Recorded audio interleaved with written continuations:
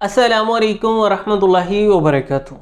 मैं हूं कि मोहम्मद साजिद फ़ारूकी। आज के वीडियो में हम एक ऐसी शानदार चीज़ पर बात करने वाले हैं जिसकी एक ही खुराक से इंशाल्लाह आपका नक्सीर बहने का मसला हल हो जाएगा। और ये सिर्फ नक्सीर को बंद नहीं करेगी, इसमें और भी बहुत सारी खूबियां हैं। पहले नक्सीर वाले मामले को समझ लेते हैं। अक्सर लोग इसके बारे में सवाल करते हैं। ये बेसिकली खुश्की के गलबे की वजह से प्रॉब्लम होता है। नाक की अंदरूनी झिल्ली में जो खून की नालियां हैं उनके मुंह खुल जाते हैं और खून बहना शुरू हो जाता है। खुश्क हवाओं की वजह से भी ऐसा हो जाता है। जब लू चलती है, छोटे बच्चों में भी ऐसा मसला हो जाता है। ब्लड प्रेशर की ज़्यादती से भी हो सकता है। कोई इंजरी, ज़ख़म वगैरह की सूरत में, चोट लगने की सूरत में हो सकता है। या बड़ों में ख़ास तौर पे ब्लड थिनर्स लेने से, खून को पतला रखने वाली दवाओं के ज़्यादा इस्तेमाल से भी ये प्रॉब्लम हो सकता है। और कुछ सूरतों में ये पेचीदा भी हो सकता है। फॉर एग्ज़ाम्पल, अगर ब्लीडिंग नहीं रुक रही और उसके साथ बड़ी नकाहत और कमज़ोरी हो रही है, तो ऐसी सूरत में ज़ाहिर सी बात है मुआलिज की तरफ रुजू करना पड़ेगा आपको। लेकिन ज़्यादातर सूरतों में इसके लिए हमें कुछ तदाबीर करना होती हैं। जैसे बचपन में हमें याद है कि स्कूल में ख़ुद को मसला बनता था या क्लास फेलोज़ में से किसी को भी मसला होता था तो हम भाग के जाके नलके के नीचे सर कर देते थे। एक दूसरा साथी नलका चलाता जाता था और पानी सर में गिरता जाता था, तो उससे बड़ी मदद मिलती थी। दरअसल ठंडक पहुंच जाती है, उससे भी वो वोंट हीलिंग का काम होता है। जो ब्लड वेसल्स के मुंह खुले होते हैं उनमें सुकेड़ आता है और ये ब्लीडिंग बंद हो जाती है। तो ये एक बहुत अच्छी तदबीर है।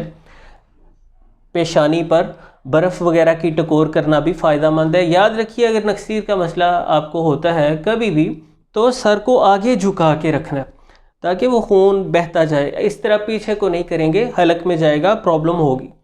एक तो सर को आगे को झुका के रखना है और दूसरा ये जो नाक का आगे वाला नरम हिस्सा है इसे थोड़ी देर तक इस तरह से दबा के रखें। मुंह से सांस लें, इस तरह से दबा के रखें। वजूहात में ये भी है कि प्लेटलेट्स की अगर तादाद बॉडी में कम है तो उससे भी फिर जल्दी जो है वो नक्सीर वाला खून बंद नहीं होता।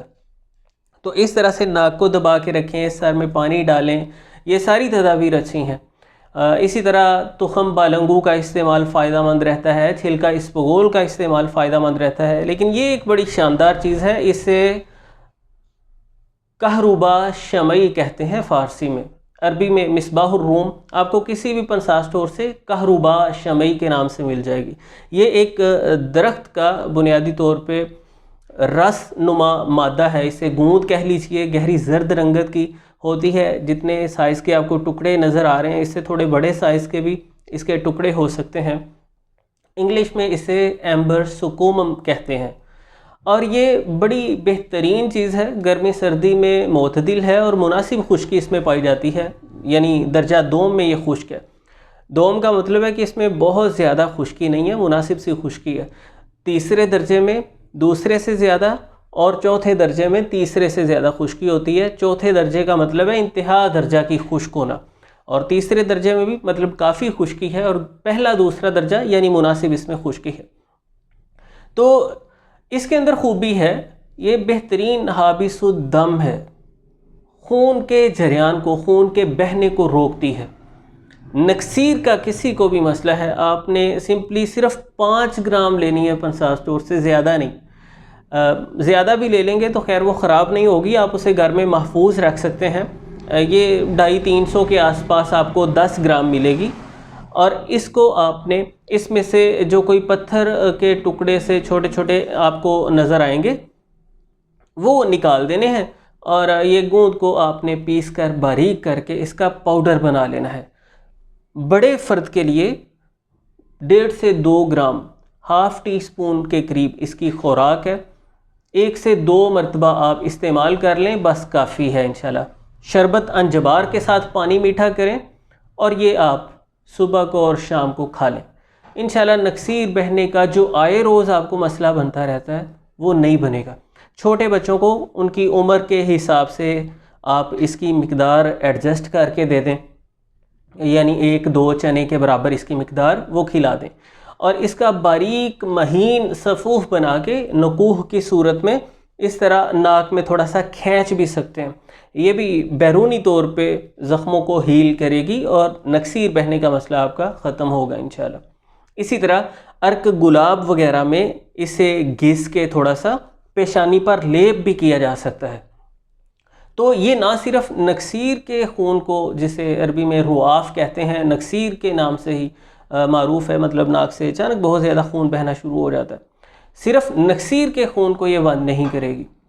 हैवी ब्लीडिंग हो रही है अगर बवासीरी मसों से, तो भी इसका इस्तेमाल फ़ायदेमंद है, लेकिन 1-2 मरतबा आप खाएंगे, बाकी प्रॉपर आपका इलाज मुआलजा चलेगा, क्योंकि ये खुश्क भी है तो कॉन्स्टिपेशन पैदा कर सकती है। लंबा टाइम इसका इस्तेमाल नहीं करेंगे।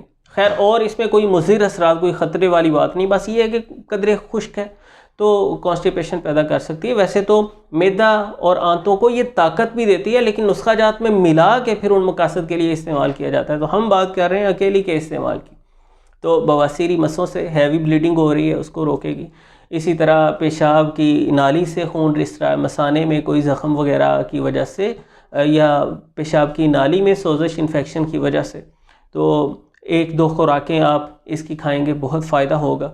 और मेंसेस के दौरान अगर बहुत ज़्यादा हैवी ब्लीडिंग हो रही है, कसरत तमस, बहुत ज़्यादा ब्लीडिंग हो रही है, तो भी कहरबा शमई का इस्तेमाल फ़ायदेमंद रहेगा। छोटा आधा चम्मच सुबह शाम खा लें, इंशाल्लाह ठीक हो जाएगी तबीयत।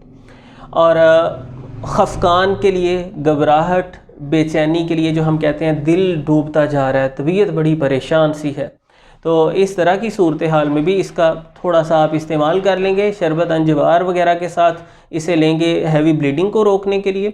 और दिल की घबराहट, बेचैनी की सूरत में आप इसे ऐसे ही पानी वगैरह के साथ ले लें। अगर शरबत अंजवार मुयसर नहीं है तो हैवी ब्लीडिंग को रोकने के लिए भी आप पानी के साथ ले सकते हैं, तो इंशाल्लाह बहुत फ़ायदा पहुँचेगा। कुर्स कहरुबा के नाम से इसकी बनी हुई गोलियाँ भी मिल जाती हैं पंसार स्टोर से, वो टैबलेट्स खाना आसान है, वरना आप पंसार स्टोर से ये ख़रीद कर घर में इसे साफ़ करके इसमें से वो कोई कंकर वगैरह के ज़रात निकाल के इसे पीस कर बारीक बेहतरीन पाउडर बना के बवक्त ज़रूरत इस्तेमाल में ला सकते हैं। तो उम्मीद करता हूँ ये कुछ बातें आपको फ़ायदा देंगी। इसकी और भी तफसीलात हैं, लेकिन मुफर्रदन अकेली को इस्तेमाल करने की जो कोई मुमकिना सूरतें मेरे सामने आई वो मैंने आपके सामने रखी हैं। तो इंशाल्लाह उम्मीद करता हूँ ये बातें आपको फ़ायदा देंगी। इंशाल्लाह दोस्त अहबाब के साथ शेयर करना ना भूलिएगा, और चैनल पर अगर आप नए हैं या अभी तक सब्सक्राइब नहीं किया तो सब्सक्राइब ज़रूर कीजिए। मिलते हैं इंशाल्लाह नेक्स्ट वीडियो में।